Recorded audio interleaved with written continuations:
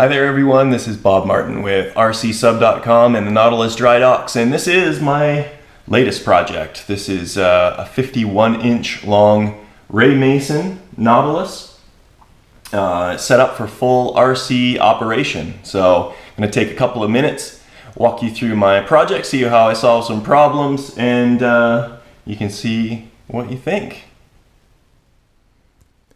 Alright, let's start on the outside of the boat. It's a fiberglass hull. A little bit of a history. Ray Mason created this kit back in the 1980s, and the rumor has it that he actually had access to the 11-foot filming miniature, which is why you actually see a lot of really neat details that would only have been visible if he would have had access to the actual filming miniature. So let's start up at the beginning here. The ram, like the other builds I do, actually forms the major basis for access to the hull, and this is a removable aluminum pin that slips in and that actually locks the upper and lower hull together, and I'll show you that a little bit further on. All of the rakers were individually cast and applied. They weren't part of the upper hull piece. Upper deck was a separate piece as well, and the neat thing about that is that all the scuppers actually flow right up underneath. So as it surfaces, you can't actually see water flowing out from underneath, which is a really neat touch. I chose to model in a water line, and I actually think that this added a lot of realism to it. Real boats, real submarines, and boats for that matter, will get a scum line at the water line, and this is algae and other marine growth that will collect right at the water line because they like the light. So I chose to model that in, and that was done with an airbrush, just a light bit of grime, a little bit of green, and that's how it turned out. You can see some vent holes that have been drilled in the hull, and this allows the trapped air in the upper hull to escape. In my wheelhouse, it's been fully rendered with a lot of details. I've got a brass ship's wheel, and then there's a lot of interior detail in there as well with some pipe work and such, and I'll show you that in a bit once I turn the lights on. This is the salon blister, and I had to print my own iris that you can see is visible in the back there. And the trick to these is that you need to make sure that you vent these salon blisters top and bottom so that water can fill it and drain from it, so that you don't get flotation in here that you don't end up wanting. Again, more vent holes drilled in the upper hull. This is the skiff berth light, and I choose to put it on almost all my models. It was visible in one scene in the movie, although there is some debate on the forums that it never should have existed, but to me it makes a lot of sense.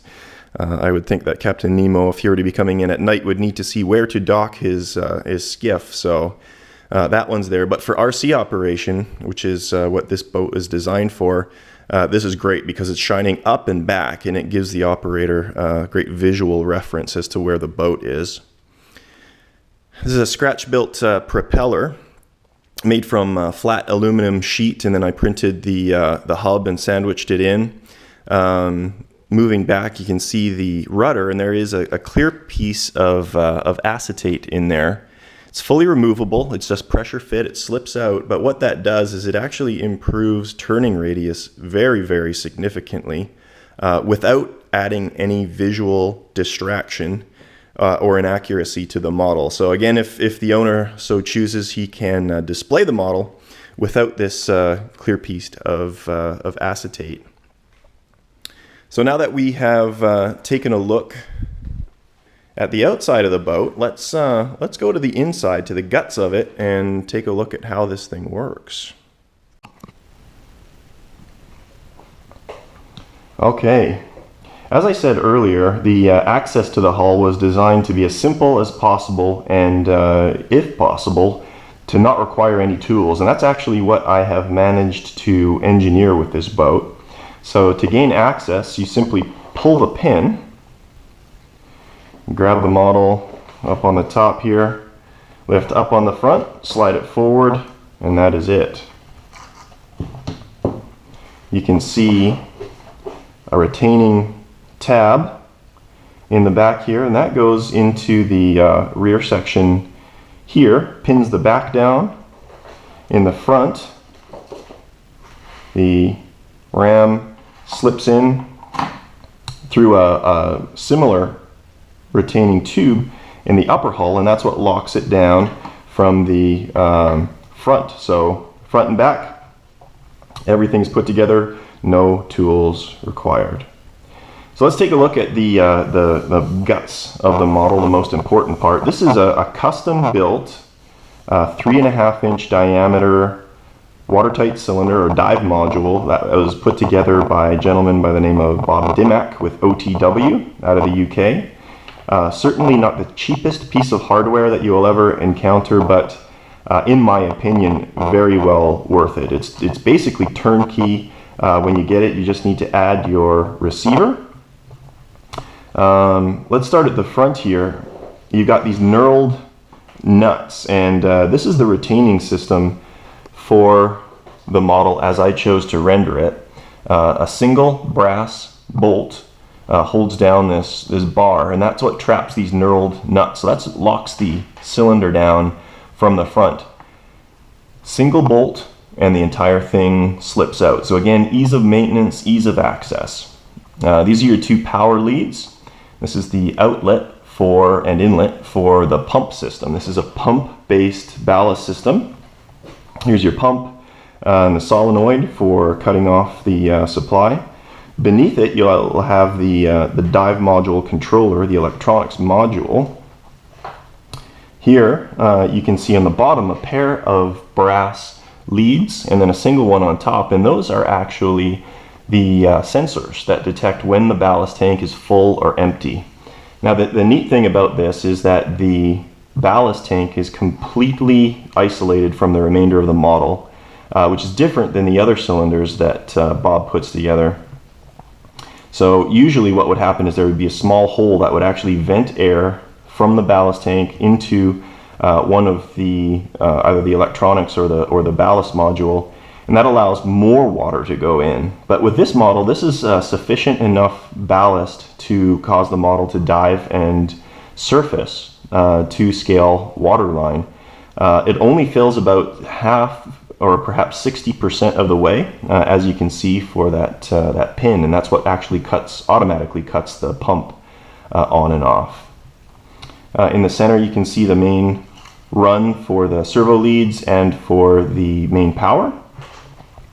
Going into the back, you've got your 6-channel receiver, pitch controller, a pair of servos, one for your pitch control and one for your rudder.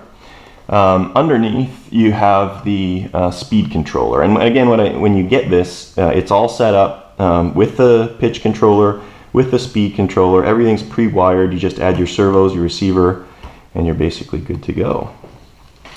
In the back here, you've got some bellow seals for your linkages. These are really good. They're bulletproof. You can use compression seals as well, but I find these are a lot more reliable over time, but it's a matter of preference. These are magnetic linkages. Dave Merriman actually engineered these. He calls them click-on connectors. I modified these a little bit. I did a double version for this one for strength, and then created my own linkage adapter here to bring everything in line. These are all of the linkages in through here. This is the rudder linkage and the pitch control linkage. Now the thing about this model and the way that I do it is there are no dive planes for pitch control. This is done completely by tilting the propeller. So I'll try and show this to you here. Hopefully you can see that. So this would cause the model to surface, and then if this wasn't blocking it, you would actually see that the other way would cause it, there you go, to dive. So surface and dive. And the benefit to this is that with a traditional RC model, you'd have pitch control vanes or dive planes usually in front of the propeller, and the thing about that is you need significant speed before they start becoming applicable to the model. The benefit to this is with any degree of throttle, you get immediate pitch response, and so it really only needs to tilt about 15 degrees up and down, and you get some really significant steering control. Here's the rudder linkages.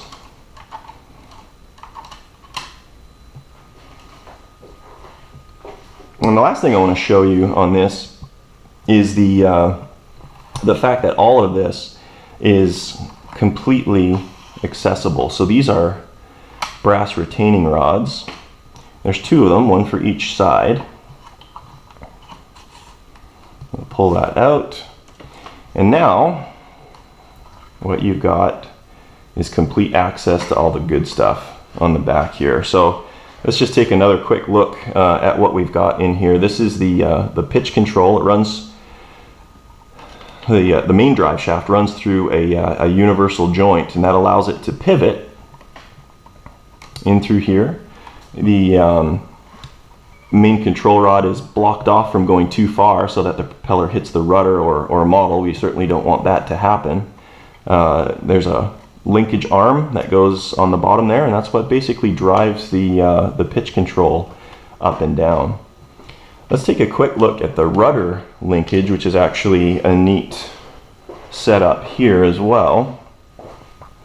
So this is the rudder linkage, and you can see what it does is it runs through this hollow brass strut, and that's designed to mimic the ones up on top, which are really there for aesthetics.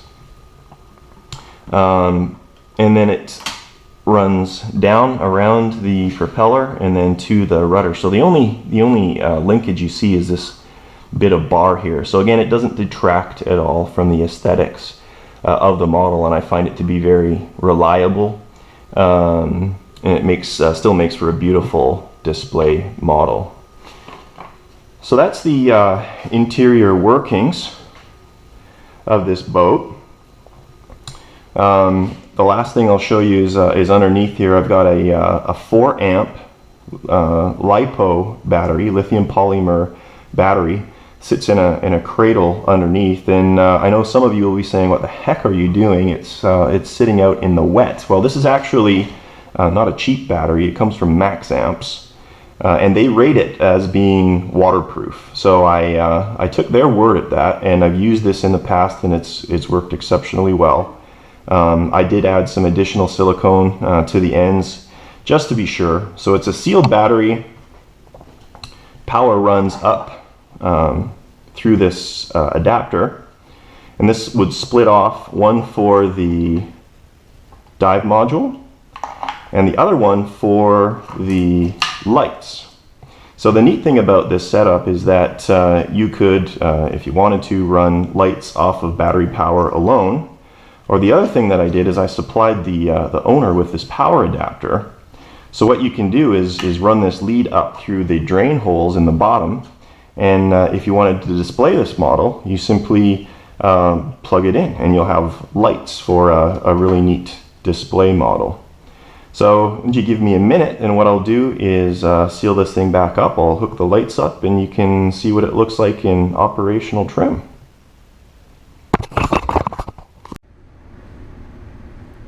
All right, here we go. We got the model in operational condition. All the LED lights are on. Let's take a quick look here.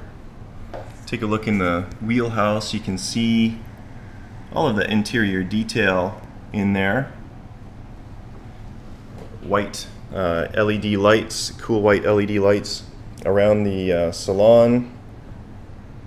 And then in the back, you can see the skiff berth light that I was telling you about. So that's the model all set to go. I appreciate your time stopping by to take a look at this model before it heads off to the new owner. Last thing that I have to do is actually build a transport case, which I'm going to do. It'll be foam filled, make sure that the model gets to the gentleman in one piece, but it'll also serve as a transport crate as he goes from his house to the pond. So I'll probably put some photos up of that on my website. But in the meantime, I got some pictures of the final trimming of this boat in my swimming pool. Thought you might enjoy that. So take a look at that. If you have any questions, by all means, email me at any time, bob@rc-sub.com. Thanks for joining me, and we will see you next time.